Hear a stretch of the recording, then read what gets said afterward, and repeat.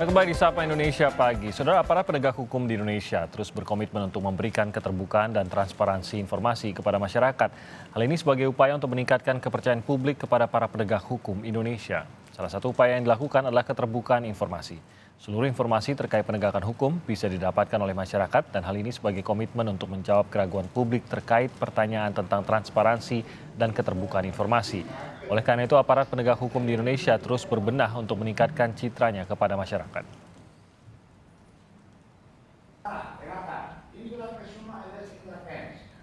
Upaya transparansi dan keterbukaan informasi terus dilakukan oleh penegak hukum di Indonesia. Lalu apakah upaya ini sudah cukup? Dan seperti apa cara mengedukasi masyarakat Indonesia agar bisa memahami aturan hukum yang benar? Kita akan perbincangkan bersama narasumber yang sudah bergabung secara daring. Yang pertama ada pakar hukum pidana sekaligus mantan hakim Asep Iwan Iriawan dan pakar komunikasi Universitas Indonesia Dr. Devi Rahmawati. Selamat pagi Mbak Devi, Kang Asep. Selamat pagi Mbak Devi, selamat pagi Mas Timi. Pagi. Terima kasih sudah bergabung bersama kami. Kita ingin membicarakan mengenai satu hal yang akhirnya menjadi pembicaraan publik mengenai transparansi khususnya di penegakan hukum di Indonesia nih Kang Asep dan juga Mbak Devi. Karena sedianya memang hukum itu harus transparan begitu. Paling tidak apalagi penegakan hukumnya. Kalau tidak rawan disalahgunakan. Nah, kalau kita bicara mengenai transparansi, upaya transparansi penegakan hukum di semua penegak hukum kita lah gitu, tidak terbatas pada satu saja begitu. Saya ingin tahu bagaimana pendapatnya, apa yang masih harus bisa ditingkatkan karena saya yakin belum sempurna, tidak akan mungkin sempurna juga, tapi apa yang sebenarnya masih menjadi kelemahan utama dan harus benar-benar diperbaiki kalau kita bicara mengenai transparansi penegakan hukum di Indonesia, Kang Asep. Ya, kita sepakat membentuk negara kita itu ya, negara Republik Indonesia. Kita membuat perjanjian tertulis ya, itu Undang-Undang Dasar 45. Di situ sistem peradilan diatur pasal 24, menegakkan hukum dan keadilan. Jadi hukum itu harus ditegakkan. Ya. Jadi menegakkan hukum dulu aturan main, baru nanti menegakkan keadilan. Makanya ada penegak hukum, yaitu polisi, jaksa, hakim ya, dan plus pengacara. Mereka selalu kan kalau polisi, jaksa untuk keadilan ya, tapi kalau hakim demi keadilan. Nah, tapi harus ada aturan main. Jadi ketika hukum ditegakkan itu ada aturan main. Makanya ada hukum acara, yang namanya KUHP. Ada juga tadi ajas transparansi, dikenal hukum itu ajas publisitas. Ada undang-undang informasi. Artinya ketika menegakkan hukum harus terbuka, itu asasnya. Kecuali hal-hal tertentu itu harus ditutup. Misalkan kesusilaan, ya, perceraian, ya, anak. Itu memang tidak boleh dimanapun berada. Hukum itu harus beradab, jangan biadab. Karena kalau adab itu maka dia punya martabat. Bayangin, the founding father kita mengingatkan tegakkan hukum. Bukan keadilan dulu, tapi hukum dulu aturan main. Nah di Republik ini penegak hukum harus menggunakan hukum acara. Nah hukum acara ini harus ditegakkan. Jadi aturan main dari penegak hukum baik polisi, jaksa, hakim itu harus ditegakkan dulu. Nah baru nanti bicara. Tapi soal keadilan para pihak saya sama Devi bisa berbeda. Ya, makanya didampingi oleh penuntut umum, diwakili. Nah pihak-pihak didampingi. Tapi semua itu boleh kita berpendapat, makanya jaksa karena tadi untuk keadilan. Tapi yang menentukan adil tidaknya tadi demi keadilan itu adalah para hakim. Ya, dia wakil. Demi keadilan berdasarkan ketuhanan yang Maha Esa. Nama Tuhan disebut oleh para hakim. Jadi kalau memang kita berbeda pendapat tentang keadilan, ya nanti tunggu di pengadilan semuanya serba dibuka gitu. Ya ini ya karena Kang Asep pakarnya, jadi kita sih baru terbuka gitu. Tapi Kang Asep lebih memahami. Tapi benar kita merasa bahwa memang keadilan lah yang memang harus ditegakkan dan itu tidak salah. Tapi kadang-kadang keadilan itu berbeda antara si A dengan si B gitu. Apa yang terasa adil gitu ya Kang Asep ya. Sehingga lalu mencari jalan tengahnya apa? Ya itulah penegakan hukum tadi yang Kang Asep jelaskan. Ini saya juga baru paham nih setelah penjelasan dari Kang Asep. Nah berarti ada aturan-aturan yang berlaku dalam penegakan hukum tersebut. Nah Mbak Devi, saya juga ingin tahu juga dengan beberapa kasus belakangan yang mencuat, yang menjadi perhatian. Banyak yang akhirnya terbentuk di benak publik gitu, baik itu skenario, baik itu teori-teori dan lain-lain, juga terbentuk opini mengenai penegak hukum itu sendiri gitu. Nah Anda sendiri melihatnya apakah kita dalam posisi lagi agak lemah nih posisi penegak hukum kita di mata masyarakat dan apa yang harus dilakukan terhadap hal ini dan mengapa ini juga berbahaya kalau sampai citra penegak hukum kita di masyarakat ini juga terus menurun? Enggak, yang paling menarik memang dalam studi-studi komunikasi terkait upaya menegakkan hukum, dalam hal ini tadi istilah Kang Asep, saya juga belajar banyak mencari keadilan, dimulai dari penelitian tahun 90-an sampai terakhir 2016. Itu menunjukkan ada hal yang menarik. Justru ketika dalam konteks Indonesia misalnya aparat sudah sangat terbuka, dan ini juga belajar dari luar karena penelitiannya justru memang banyak sekali di luar. Yang berbahaya adalah ketika masyarakat kemudian merespon keterbukaan itu dengan kemudian merasa memiliki hak untuk juga bisa menjadi hakim bagi putusan yang akan ditetapkan oleh penegak hukum. Dan dalam banyak kasus yang tadi dari tahun 90-an, ini yang paling menarik adalah tantangannya ketika justru aparat sangat terbuka, dalam hal ini kalau di barat itu kan mereka bukan hakim tapi juri. Ini justru yang menarik ketika mereka menerima opini masyarakat yang menyaksikan keterbukaan tadi, itu akhirnya malah mempengaruhi kemampuan mereka agar bisa secara objektif melihat bukti-bukti yang ada dalam memutuskan hal yang tepat.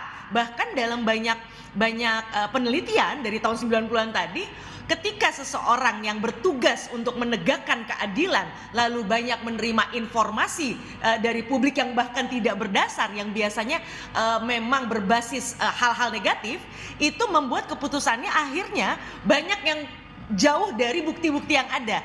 Ini yang sebenarnya akan menjadi tanda kutip menakutkan di era sosial media, karena akhirnya pengadilan yang sesungguhnya belum terjadi, tapi pengadilan media sosial itu jauh lebih keras, yang kemudian bisa membuat banyak orang yang sebenarnya harusnya mendapatkan keadilan dari putusan hakim misalnya, itu bisa jadi berpotensi tidak mendapatkan keadilan secara utuh. Jadi sebenarnya publik silakan saja memiliki opini, itu kan sudah haknya begitu. Menyuarakan pun ya berbagi itu bisa saja begitu. Tapi jangan sampai justru mempengaruhi objektivitas dari khususnya hakim, atau kalau tadi dalam sistem juri gitu ya. Jangan sampai mempengaruhi itu. Beropini ya tentu saja silakan saja, pasti akan ada opini juga dari publik. Tapi kelemahannya itu kalau sudah mempengaruhi objektivitas dari penegak hukumnya gitu ya Mbak Devi. Ya, oleh karenanya justru saya ingin bertanya kepada Kang Asep, sebenarnya di sistem, karena ini ada beberapa kasus belakangan ini yang sebenarnya menarik untuk literasi hukum masyarakat gitu ya, karena masyarakat tuh ramai sekali seakan-akan mereka lulusan sarjana hukum semua gitu ya. Nah, ini sebenarnya adalah momentum juga bagi kita untuk mendidik masyarakat. Dan saya ingin bertanya sebenarnya dengan Kang Asep, kalau di luar itu kan kayaknya aturannya cukup ketat ya, bahkan ada beberapa juri yang dinilai di tes misalnya sudah terpengaruh oleh opini publik, itu akan bisa dikeluarkan dari ruang pengadilan. Nah, kalau di Indonesia saya kurang paham itu bagaimana agar bisa memastikan para pihak yang diminta untuk menekan palu itu juga bisa sangat objektif dan vakum dari opini-opini yang tidak berdasarkan bukti-bukti yang ada. Nah, itu gimana tuh Kang Asep? Ya, jadi kita dua sistem yang berbeda. Jadi kontinental sama yang resisten. Kalau yang tersebut oleh Mbak Devi tadi, memang untuk menghimpun opini publik, nah ditentukanlah para juri-juri ya. Kalau di kita tidak ya. Nah, tapi juri juga hanya menentukan salah atau tidak.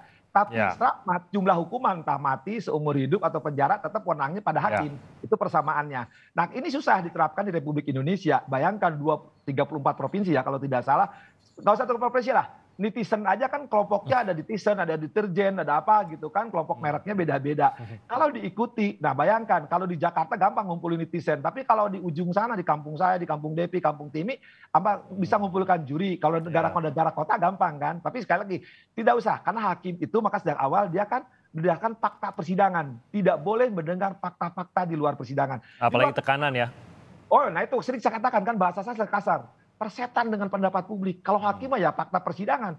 Misalkan gini, saya dengan Devi berbeda pendapat. Di luar Devi punya masa, saya punya masa. Kata hakim, lu gak ada urusan masa lalu lu, buat depan masa lalu, depan lu, sekarang depan gua.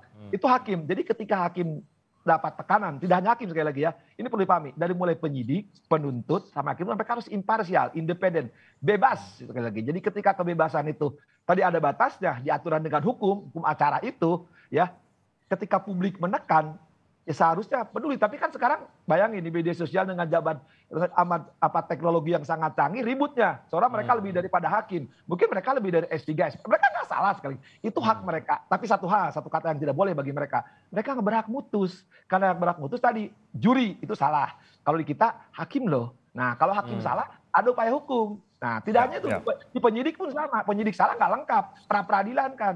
Nggak lengkap, nggak di P21 kan. Di pengadilan malah ada banding, ada kasasi, ada PK. Nah, Kak Asep, ini kan seperti tadi kita sudah bicarakan bahwa opini publik ini bisa berbeda-beda, mungkin memegang teori yang berbeda-beda, khususnya terhadap sebuah kasus gitu.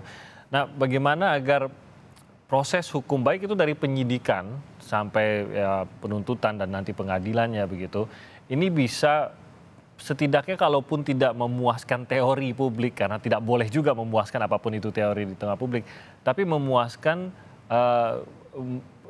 publik yang merasa apapun pendapat saya, walaupun ternyata salah menurut pengadilan, tapi saya meyakini bahwa prosesnya semua sudah berjalan dengan baik, bahwa semua proses itu berjalan sesuai dengan hukum, bahwa proses itu sudah berjalan dengan penegakan hukum yang benar dan hukum acara yang benar. Nah, di sinikah kunci dari transparansi semua pihak-pihak yang mulai menyidik sampai mengadili sebuah kasus tersebut? Apakah ini sebenarnya kontribusi dari transparansi tersebut?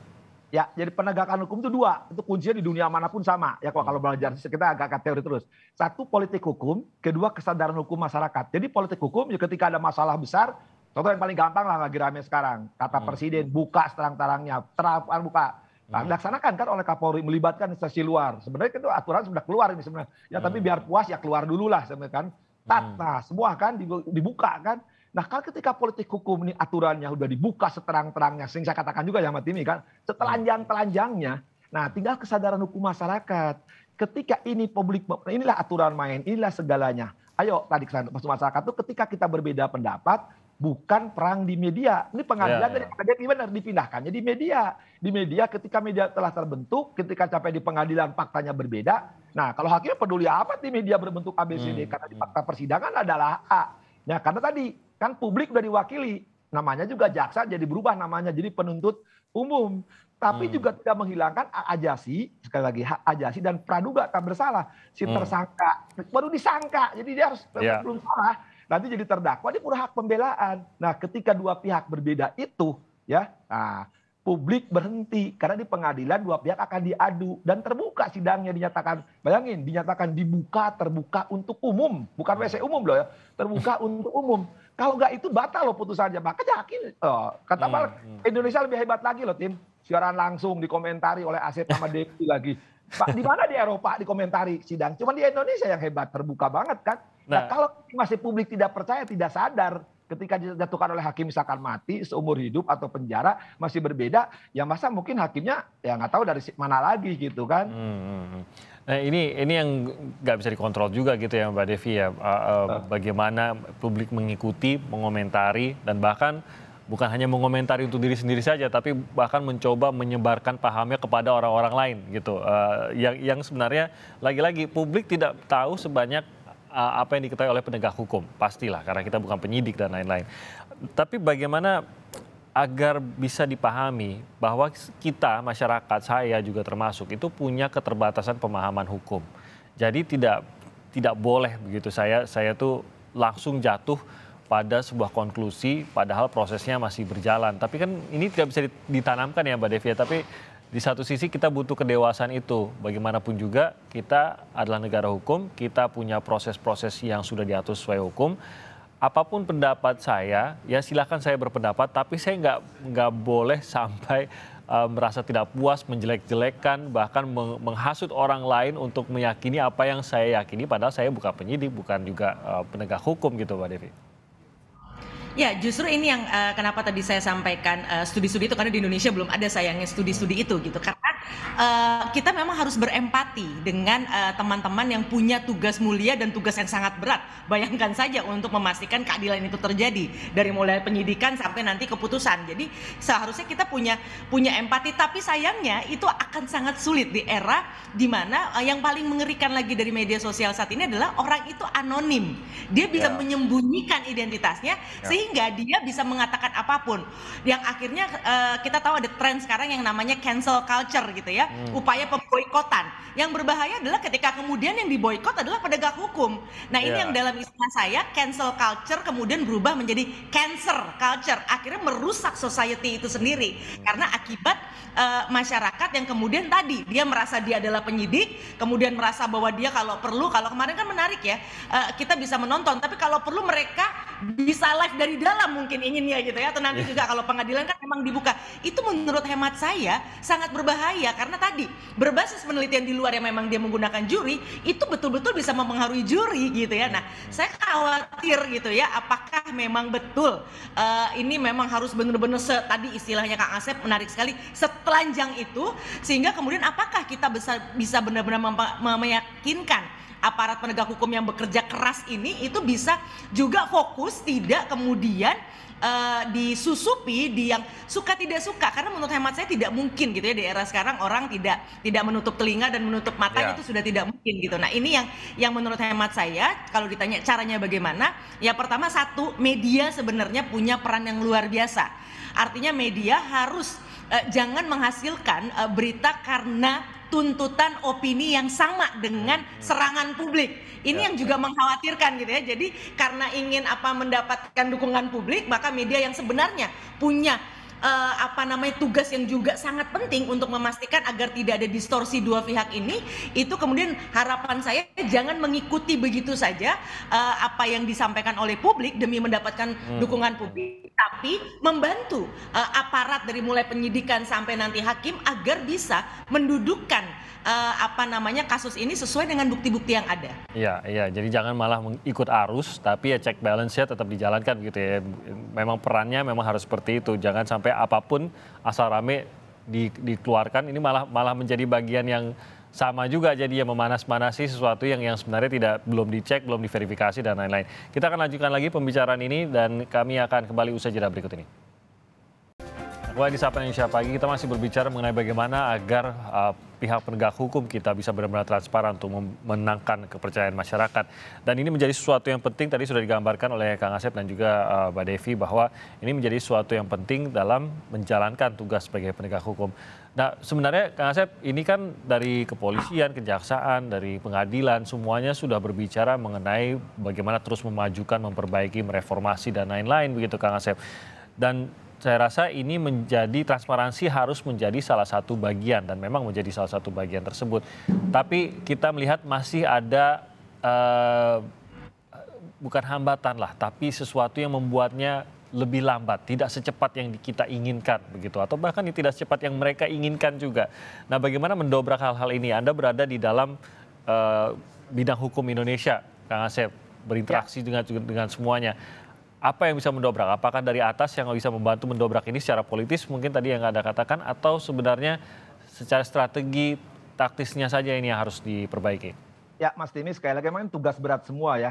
Stakeholder anak bangsa harus, tadi kan dari atas mulai politik hukum, udah harus dibuka semua. Aturan menentukan tadi batal demi hukum kalau nggak semua dibuka ya. Tapi dari bawah juga perlu kesadaran hukum masyarakat. Artinya apa? Ya, dua belah pihak baik dari masyarakat maupun dari bahasa agak tinggi lagi, struktur itu lembaga-lembaga hukum, ya, kemudian kultur, budaya-budaya hukum harus kembali kepada substansi itu aturan main hukum tadi, karena hukum. Nah, sekali lagi ketika ini diserahkan kepada penegak hukum, karena penegak hukum itu kan diberi kewenangan oleh konstitusi untuk menyelesaikan masalah hukum harus ke penegak hukum, dimulai dari penyidikan, penuntutan sama hakim. Nah, uji di kalangan hakim. Nah, gini, saya kasih tahu kuncinya nih, kalangan para hakim itu. Kalau tadi saya katakan persetan pada publik, gua hanya lihat fakta persidangan menggunakan keadilan. Ini ada kata kunci, mohon agak ini ya. Jadi versi teori-teoret, Mbak Devi. Jadi gini, kalau kita ke belakang ke toilet, kan duduk, bau kan?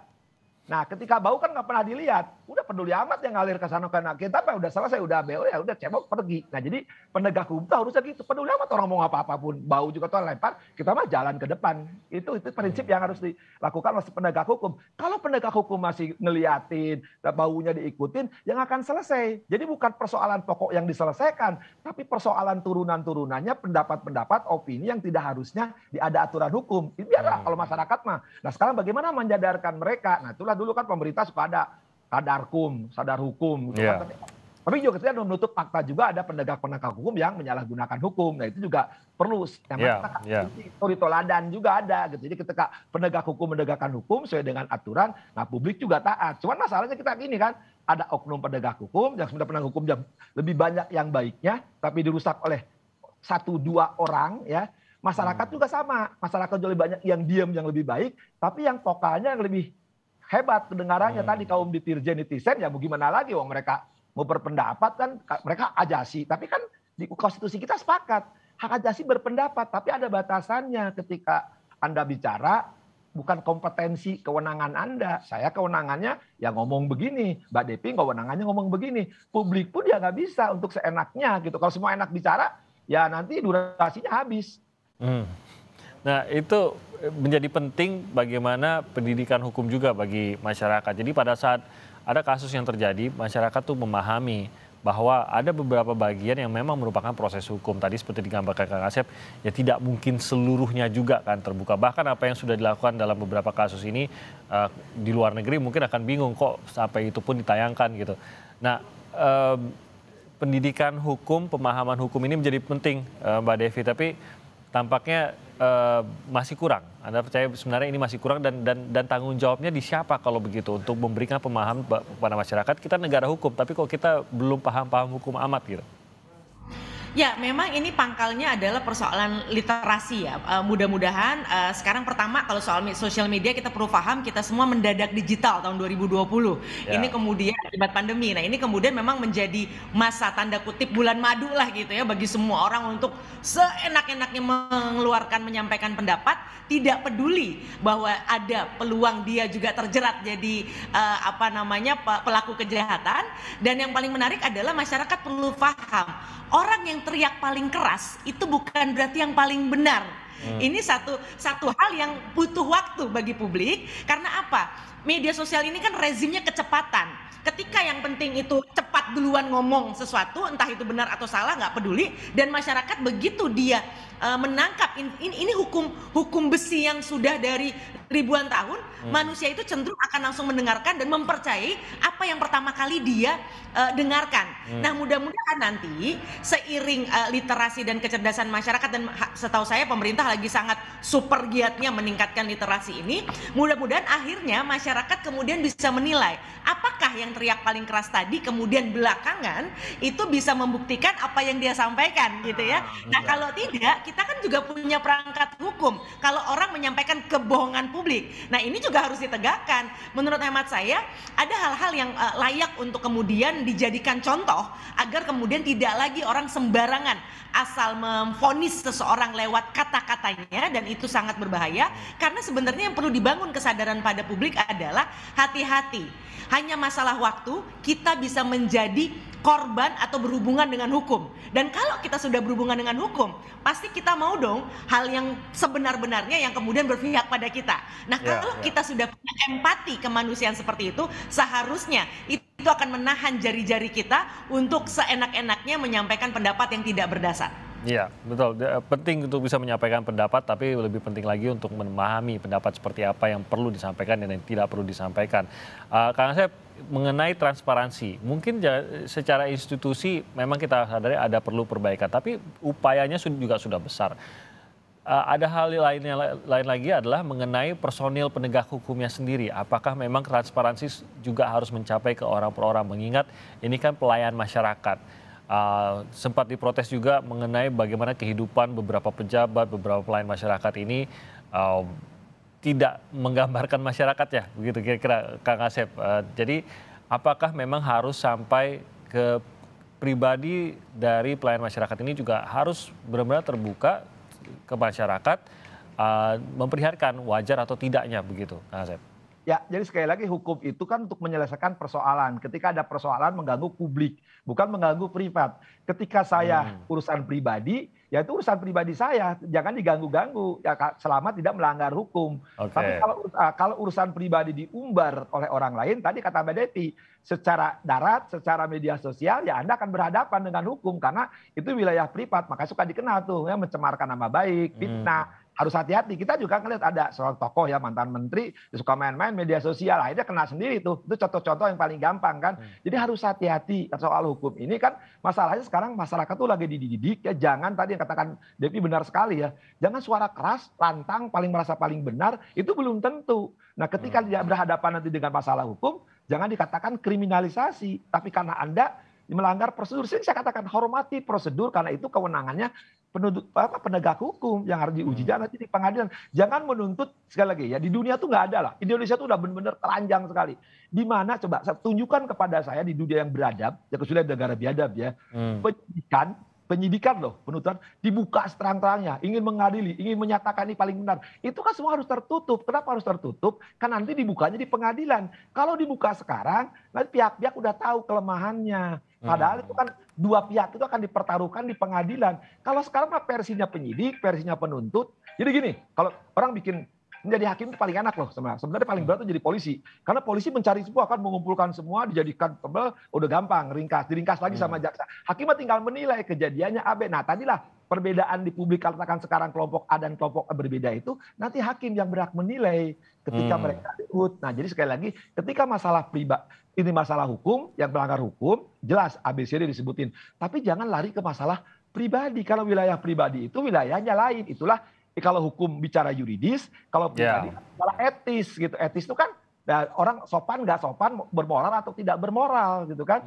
Tapi kalau dihukum beda aturan, orang tidak boleh dihukum kalau nggak ada undang-undangnya. Itulah pasal-pasal KUHP dan undang-undang lainnya. Kalau soal etis ya, pribadinya penampilannya begini, agak begini, apalagi misalkan maaf ya, sekali lagi, kalau menyangkut kesusilaan nih, paling gampang, itu sidangnya juga tertutup. Kalau misalkan saya dengan Mbak Devi, selalu soalnya Mbak Devi paling enak kalau saya Mbak Devi merasa asustilanya diinikan sama Asep. Kalaupun benar-benar Asep melakukan susila sama Devi, itu nggak boleh dibuka loh, karena itu tertutup. Itu walaupun tidak itu masalah hukum, nanti sidang tertutup. Apalagi kalau ada kasus, ada susilanya, itu prinsip dunia sama universal. Tidak boleh aib itu dibuka, sidangnya juga tertutup. Contoh paling gampang ya, paling ekstrim, perkosaan aja tertutup sidangnya, bayangkan. Iya. Jadi sebesar apapun keingintahuan publik dalam hal-hal tertentu seperti sidang tadi yang digambarkan Kang Asep, ya bagaimanapun juga hukum sudah mengatur ini tertutup gitu ya. Jadi ada batasan-batasan tersebut gitu. Dan tentu saja sekali lagi sebagai negara hukum kita harus menghormati proses hukum tersebut. Nah, saya ingin karena tidak mungkin terlepas Kang Asep, Mbak Devi, terkait dengan kasus yang akhirnya meramaikan semua ini. Kita tahu kasus yang saat ini sedang menjerat Ferdy Sambo dan yaitu kasus pembunuhan Brigadir Joshua. Nah, terkait dengan kasus ini, adakah transparansi yang masih bisa dilakukan sampai tahap inilah gitu ya, Kang Asep, Mbak Devi? Ataukah menurut Anda apapun pendapat publik bisa tidak mungkin semuanya juga dipuaskan, tapi kalau dilihat secara teknis, inilah semua batasan yang sudah dilakukan oleh kepolisian untuk menawarkan transparansi, ataukah masih ada lagi yang bisa dilakukan, Kang Asep? Ya, jadi kan persoalannya, pertanyaannya kan ada orang meregang nyawa, kehilangan nyawa. Kalau ditarik ke hukum, perkara pembunuhan. Berarti pertanyaan, siapa yang dibunuh, siapa yang membunuh? Hukum masuk 338 atau 340. Harus dibuktikan. Itu bahayanya di situ. Mau latar belakangnya apapun, motifnya apa, nggak ada urusan. Mau dibunuhnya 2 kali, 3 kali, 4 kali, 7 kali. Yang penting orang itu telah melakukan pembunuhan. Ya. Nah, sekarang kita masuk ke perkara ini. Kan pembunuhan berencana. Barang siapa, orangnya jelas. Udah sebut tuh 5 orang itu kan. Peran masing-masing.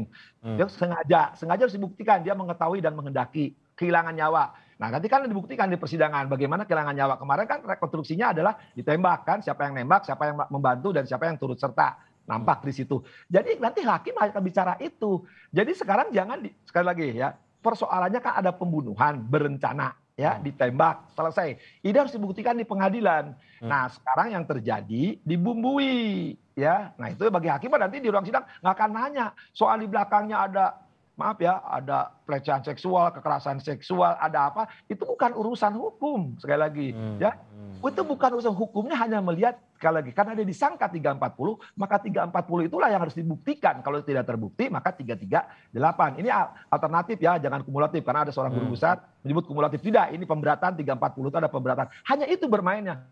Kalau semua diungkit, bagaimana cara dibopong, bagaimana cara begini-begini, itu bukan persidangan namanya, itu namanya persilangan. Jadi kita harus memahami perbedaannya.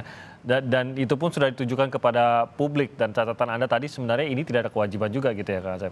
Ya tidak kewajiban, jadi sekali lagi yang dibuktikan itu kan versi masing-masing, ya kan dinilai. Jadi nilai hukumnya, nilai yuridisnya yang akan dipertanggungjawabkan. Kalau di luar itu Pak ya sidang akan selesai. Jadi sekali lagi persoalan hukum harus dengan kacamata hukum. Jadi parameternya parameter hukum 340 apa unsurnya itu dibuktikan. Kalau di luar itu ada turunannya, ada embel-embelnya, itu soal lain. Ada etisnya, ada kesusilaan, itu persoalan akan selesaikan oleh bidangnya masing-masing. Sekali lagi kan disangkanya 340, maka 340 ini yang harus dibuktikan. Ketika polisi ya penyidik berusaha untuk menghasilkan kan itu terangnya benderang kalimatnya penyidikan untuk terang dengan pengumpulan barang bukti alat bukti itu inilah yang akan dihadirkan kalau ibarat makanan ini akan dihadirkan apakah ini batagor apakah ini tahu gejrot nanti jaksa yang akan membuat itu pilihannya dan hakim akan melihat ini bukan tahu gejrot ini mah ternyata adalah toge gitu.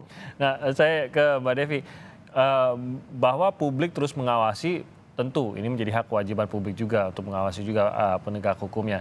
Nah di dalam kasus ini juga publik sangat mengawasi, sangat mengikuti begitu. Nah bagaimana mencari opini publik yang mengawal tapi tidak juga menjalar kemana-mana sampai ke arah-arah yang tidak ada dasarnya lagi. Nah ini bagaimana melihat manfaat dan juga agar ini benar-benar kita dapatkan manfaatnya dan bukan hanya justru menjadi sesuatu yang menyebarkan, jangan-jangan sampai menyebarkan teori palsu ataupun sampai ke fitnah gitu, Mbak Devi. Tadi menarik apa yang disampaikan Kang Asep yang menyebut mantan menteri. Nah ini memang kelemahan di negeri ini salah satunya adalah karakter masyarakat kita kan sangat patron klien, lokomotif gerbong. Sebenarnya mudah kalau lokomotifnya bisa menunjukkan lelaku-lelaku yang istilah Kang Asep beradab yang artinya segala sesuatu yang disampaikan itu berbasis kebenaran, insya Allah gerbongnya akan ikut. Nah di sini problemnya adalah justru para lokomotif yaitu para elit justru berlomba-lomba juga kemudian menyampaikan opini yang tidak berbasis kebenaran. Ini yang menurut hemat saya akan menjadi berat. Justru kalau ditanya bagaimana caranya agar memastikan masyarakat yang lebih besar ini kemudian bisa punya sikap yang baik, memang dalam konteks negara timur, Indonesia khususnya, sebenarnya kalau ini dimulai oleh para tokoh elit yang kemudian menunjukkan lelaku yang menghormati proses hukum, saya malah percaya ya insya Allah masyarakat akan ngikut gitu ya, karena memang masyarakat ini sekarang menarik, mereka kan tidak pernah tahu apa pendidikan hukum, jadi bahkan mereka melihat apa yang dilakukan sekarang sangat mungkin mereka akan mengatakan oh ini tidak cukup, padahal tadi orang-orang seperti Kang Asep yang memang belajar hukum dan ada dalam sistem tersebut tahu persis bahwa di luar negeri nggak kayak begitu gitu ya, ini kita ini udah 300% terbukanya bukan 100% lagi gitu. Nah sayangnya karena pengetahuannya lemah jadi tidak punya komparasi, ditambah kemudian orang-orang yang tidak bertanggung jawab melakukan provokasi, yang terjadi adalah apa yang kita lihat hari ini gitu. Jadi kalau bicara apakah masyarakat kemudian puas, saya malah percaya tidak akan pernah puas karena mereka tidak pernah tahu bahwa ini sebenarnya juga sudah tidak tepat secara hukum gitu. Nah ini memang butuh waktu yang cukup panjang, tapi shortcutnya, jalan pintasnya adalah ketika seluruh elit sekarang paling tidak begini deh, kalau dalam urusan politik susah untuk mengendalikannya, tapi please kalau hukum ini kan jelas tadi ada tata aturan hukumnya, ada kitab undang-undang hukumnya gitu ya. Nah ya sudah, kita sebagai orang-orang yang terdidik, para elit itu sudah semestinya menghormati kitab tersebut. Saya malah yakin masyarakat tidak akan berani kemudian kalaupun ada satu dua itu mungkin tidak akan terlalu banyak mengambil perhatian publik, tapi sekali lagi komitmennya adalah para elit ini memang harus yang paling pertama kemudian menjadi guru hukum bagi masyarakat. Iya, jadi mengawal tapi ya tetap kita menjaga hal tersebut dan terutama dipimpin oleh orang-orang yang tadi disebutkan yang memiliki pengaruh tersebut dan memahami. Nah, Kang Asep berbicara mengenai edukasi hukum, saya ingin mengambil satu contoh dalam kasus pembunuhan Brigadir Yosua ini. Banyak pertanyaan terkait mengapa tersangka kasus pembunuhan Yosua, Ibu PC ini belum ditahan. Nah, kalau ini penjelasan hukumnya seperti apa, Kang Asep? Jadi sekali penahanan, kita kembali ke aturan hukum ya sesuai perintah konstitusi. Pasal 121 dikatakan penahanan itu penempatan seseorang, baik untuk kepentingan penyidikan, penuntutan hakim di tempat tertentu. Nah, ada aturannya pasal 21. Orang ditahan itu hanya dapat only, ya. Nah, hanya dapat alasan satu, diancam dengan ancaman 5 tahun atau lebih, ya, atau pasal-pasal tertentu. Takut melarikan diri, menghilangkan barang bukti, ya, kemudian bukti perbuatan. Itu udah normatif. Jadi sekali lagi, itu diberi kewenangan baik kepada penyidik, kepada penuntut maupun hakim untuk menahan atau tidak. Sekali lagi, itu kewenangannya. Pak, ada, betul, ada yang ditahan, ada juga yang tidak. Dalam hukum itu jangan membandingkan kalau satu persoalan itu dengan yang berbeda, punya karakteristik tersendiri. Jadi ketika seseorang tidak ditahan, itu kewenangannya penyidik. Jadi kalau penyidik nanti nggak benar, kan maka saya bilang nanti akan dikoreksi oleh penuntut umum, kemudian akan dikoreksi oleh hakim. Ketika sekarang kenapa tidak ditahan, Irwasum kan sudah menjelaskan tuh kan, penyidik beliau kan tertinggi malah berkata tidak. Ya kita harus hormati karena kewenangannya itu. Nah sekarang gini, kalau nanti perkara dipercepat lagi oleh penuntut umum, nggak ditahan, ribut lagi, penuntut umum dihajar lagi, nyampe ke pengadilan, nggak ditahan, ribut lagi. Ya kalau itu nggak selesai, kan jadi masalah. Betul itu ancamannya hukuman mati. Beri itu kewenangan kepada penyidik, ya yang tadi alasannya ada subjektif, objektif. Kalau subjektif kan susah kita menjawabnya. Asep itu adalah legalitas tapi nggak legitimate. Nah sekali lagi, ya emang hukum acara itu ajas legalitas pasal 3 sesuai prosedur, diberi kewenangan dapat ditahan atau tidak. Faktanya kan ada yang ditahan, ada yang tidak. Tapi itu kewenangan penyidik. Kalau sekali lagi penyidik itu sekali lagi ya, kalau salah kan bisa diperadilankan, ya yang keberatan itu.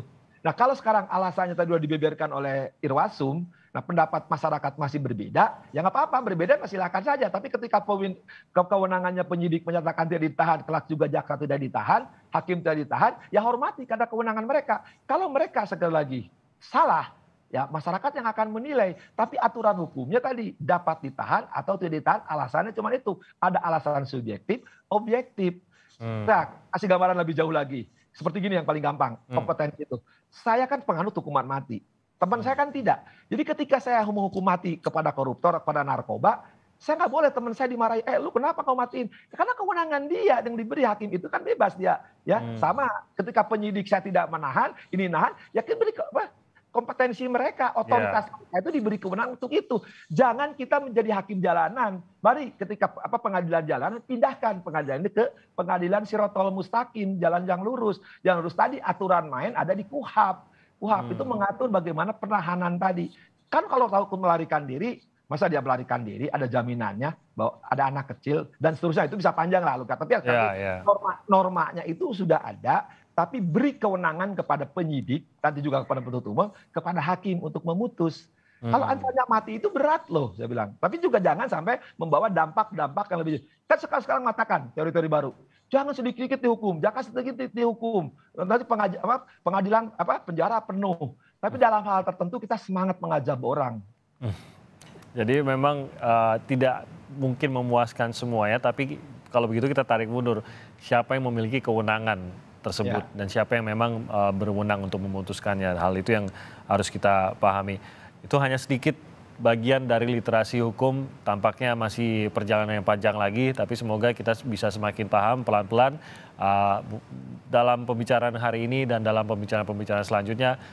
Bisa juga kasus ini menjadi momentum kita untuk bisa memahami lebih jauh mengenai proses hukum yang berlangsung di negara kita. Karena ini juga pasti akan menjadi bagian dari hidup kita lah. Bagian hukum ini mengingat kita adalah negara hukum. Kang Asep Iwan Iriawan, Mbak Devi Rawati, terima kasih banyak sudah hadir di Sapa Indonesia pagi hari ini. Selamat kembali bertugas, salam sehat.